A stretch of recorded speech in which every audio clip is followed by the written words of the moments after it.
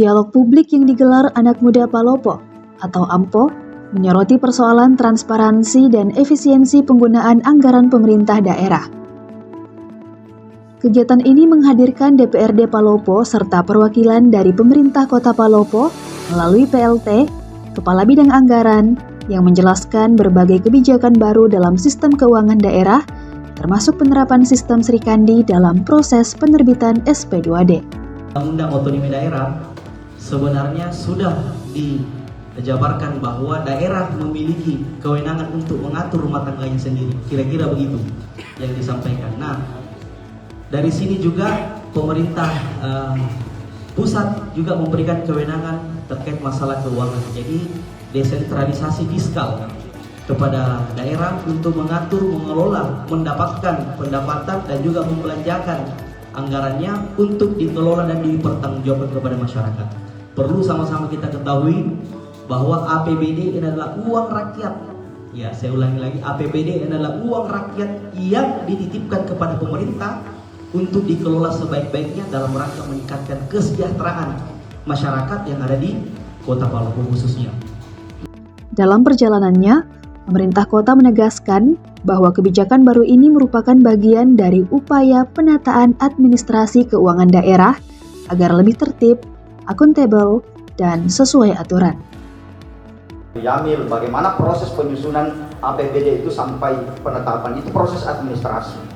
Gitu. Tetapi bagaimana dengan proses politiknya? Gitu. Karena wali kota ini dipilih. Gitu. Sehingga tentu saja kita mengkhawatirkan ada potensi gitu, kelompok atau potensi kepentingan yang lain yang bisa saja mempengaruhi keputusan wali kota dalam melakukan kegiatan pembangunan.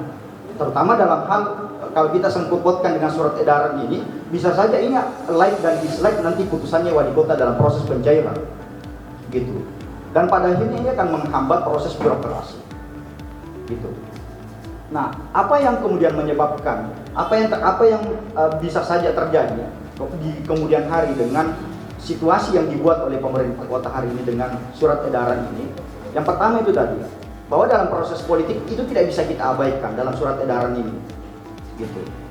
Nah, bahkan kita tahu bahwa dalam penetapan APBD itu kadang muncul negosiasi antara eksekutif dan legislatif, ya kan? Karena ini bicara soal kepentingan legislatif terhadap konstituennya, dan di satu sisi wali kota punya kepentingan terhadap program-program yang sudah dikampanyekan kepada masyarakat. Nah, keduanya ini harus ketemu di dalam satu dokumen yang disebut dengan dokumen APBD. Nah, gitu. Nah, tetapi ketika sudah masuk di dalam tahap implementasi, resikonya yang akan muncul dengan adanya surat edaran ini, satu, like dan dislike dalam proses pencairan anggaran. Yang kedua, bisa jadi karena tadi yang dimaksudkan adalah efisiensi dengan cara melihat mana anggaran yang mestinya dilaksanakan dengan tidak. Nah, ini nanti akan masuk kepentingan-kepentingan tertentu di dalam. Karena kita tahu bahwa wali kota itu dalam proses politiknya itu didukung oleh beberapa komponen-komponen di dalamnya. Ada partai politik, ada masyarakat di luar sana. Yang bisa jadi ini akan mempengaruhi cara berpikir wali kota. Sehingga semestinya soal pencairan anggaran itu, prinsip delegasinya harusnya sudah memenuhi prinsip di PP 77 tahun 2020 itu. Semua hal ini sudah diatur di dalam situ.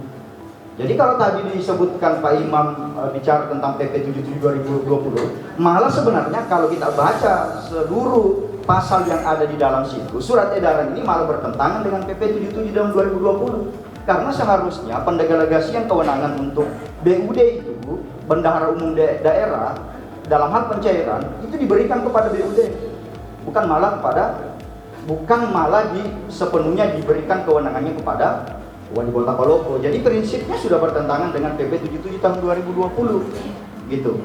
Kalau serapannya kurang, dia akan tarik itu anggaran. Ini yang menarik. Jadi kekhawatiran juga ada sama kami juga di daerah. Takutnya juga dana-dana APBN yang sudah digelontorkan turun ke daerah ini bisa ditarik, dan ini akan menjadi kerugian kita bagi masyarakat Kota Palopo. Nah, olehnya itu saya memang berharap bahwa dalam hal teknis tata kelola pengeluaran, berikanlah kepercayaan kepada OPD teknis untuk bagaimana bisa selanjutnya mereka yang mengatur. Jadi kepala daerah di sini cukup dia melakukan monitoring evaluasi. Ya, minimal setiap OPD mengevaluasi sudah berapa serapan yang dilakukan oleh OPD A, B, dan C. Itulah kewenangan kepala daerah. Dan menurut saya dalam hal persoalan teknis kebijakan yang dikeluarkan kemarin, ini ya, tapi mudah-mudahan tidak terjadi. Ini bisa di kemudian hari menjadi konsekuensi hukum.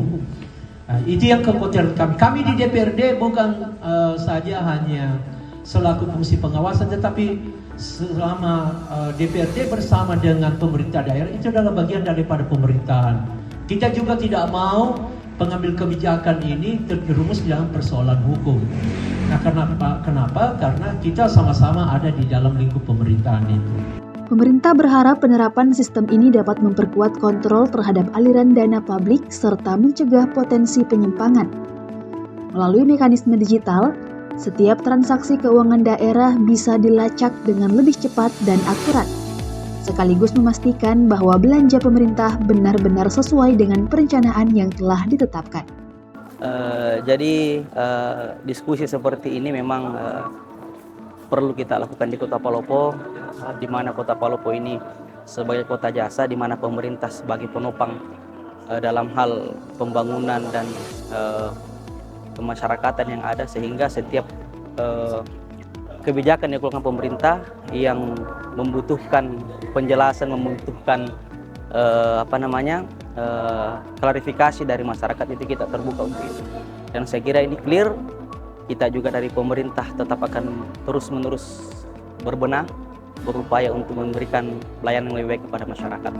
Ya, saya kira. Sementara itu, DPRD Palopo menilai kebijakan tersebut merupakan bentuk kehati-hatian yang wajar di awal masa pemerintahan baru. Namun, Dewan juga menekankan agar proses pengetatan administrasi tidak justru menghambat efektivitas birokrasi. Saya memberikan apresiasi kepada kegiatan sore hari ini. Ini artinya memberikan pencerahan kepada masyarakat. Tentunya dengan diskusi pada sore hari ini, 3 narasumber termasuk saya yang selama ini menjadi polemik di media, ini sudah bisa ada titik terang terhadap apa yang menjadi keresahan masyarakat, khususnya masalah sentralisasi dan masalah keuangan yang ada di pemerintah daerah.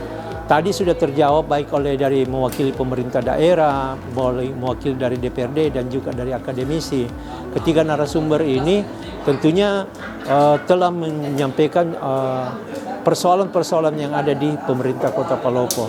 Dan saya berharap ke depan bukan hanya sekali ini saja yang dilakukan. Persoalan-persoalan yang lain seperti penyusunan RPJMD bisa kita bedah melalui diskusi ini. Tentunya kita berharap ada feedback dari stakeholder kepada kami, kepada DPRD dan pihak pemerintah. Sehingga masukan dari stakeholder nantinya ini membuat acuan kepada kita untuk bagaimana menyelaraskan kegiatan-kegiatan atau program-program pemerintah nantinya, dan juga sebagai penyempurnaan daripada rancangan pemerintah ke depan. Dialog yang digelar anak muda Palopo ini menjadi ruang penting bagi masyarakat untuk memahami arah kebijakan keuangan daerah. Dari kegiatan ini terlihat bahwa keterbukaan informasi publik dan kolaborasi lintas lembaga menjadi kunci utama dalam mewujudkan tata kelola anggaran yang transparan, efisien, dan berpihak pada kepentingan masyarakat Kota Palopo. Dari Kota Palopo, tim Indeks Media mengabarkan. Subscribe channel YouTube Indeks Media dan dapatkan informasi menarik lainnya. Indeks Media, edukatif dan inspiratif.